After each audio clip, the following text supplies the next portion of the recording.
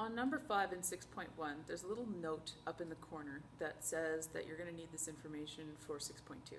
So I wanted to make sure that you understood what it was that they were looking for here and what you're going to be using in the future.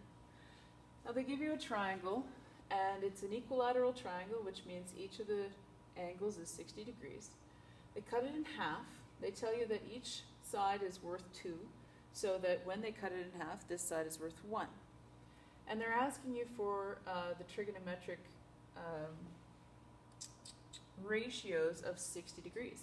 So we don't really need the other part of this triangle, so I'm just going to erase it. What we're really looking for is the trigonometric ratios of 60 degrees with this triangle. So the first thing that we need to solve is what's this side, because we don't know it yet. Now we do know the hypotenuse in one of the legs, so we can use Pythagoras, but we'll have to use 2 squared minus 1 squared equals the side we don't know, which is actually y, so we can call it y, because we've got the hypotenuse, so we got to subtract to find the smaller side. Now 2 squared is 4, 1 squared is 1, and I need the square root of that to get y, so it looks like it's going to be the square root of 3. So I can write square root of 3 there. Now that's very important because when we're using these in the future, this is going to be a ratio that you're going to see again. You'll have a 60, 90, 30 triangle because 60 and 30 equals 90, plus 90 is 180, so, and we cut 60 degrees in half. So we can also include the information that this is a 30-degree triangle, and you kind of want to take a mental snapshot of this because it's kind of one of the ones that they like to play with. So there'll be other questions in the future that expect you to remember this setup, that you can have a 60, 30, 90 triangle with a side that's worth 1 as the smallest side, 2 as the hypotenuse, and root 3 as the other leg. If I tipped this and made this 30, then it would go out like that, and the short side would be 1, hypotenuse would still be 2, and the bottom side would be root 3, so they could switch.